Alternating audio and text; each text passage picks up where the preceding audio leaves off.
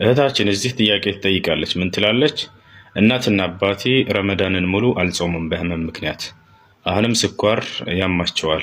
ቀዷ እንዴት ነው የሚያወጡት ትላለች። ቀዷ አይደለም የሚያወጡት፣ ከፋራ ነው። ከፋራው ምንድን ነው? ላልጾሙበት ቀናት ለእያንዳንዱ ቀን አንዳንድ ምስኪኖችን ድሃዎችን መመገብ። ይህን ማድረግ ካልቻሉ ለእያንዳንዱ ቀን አንዳንድ ኪሎ ከግማሽ ሩዝ እየገዙ ለድሃ መስጠት። ለአንድ ወር ስንት ይመጣል? 45 ኪሎ ለአንዳቸው ማለት ነው።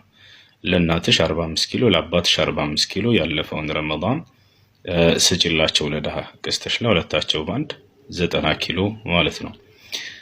አሁንም ቀጣይ ረመዳን ይመጣባቸዋል። ይህንንም እንዲሁ ስኳር በሽታ ካለባቸው ፈጽሞ መጾም የማይችሉ ከሆነ ቢጾሙ ህይወታቸው ለአደጋ የሚሆን ከሆነ ወደፊትም ይሄ ነገር እንደማይሻላቸው በሐኪም ከተነገራቸው እድሜያቸውን ልክ በዚህ መልኩ ያወጣሉ። ለረመዳን 45 ኪሎ ያንዳቸውን ሰደቃ ሩዝ እየገዙ ለድሃ በመስጠት ያሳልፋሉ ማለት ነው። ግልጽ ነው አይደለ? ይህ ነው። አሰላሙ አለይኩም ወራህመቱላሂ ወበረካቱ።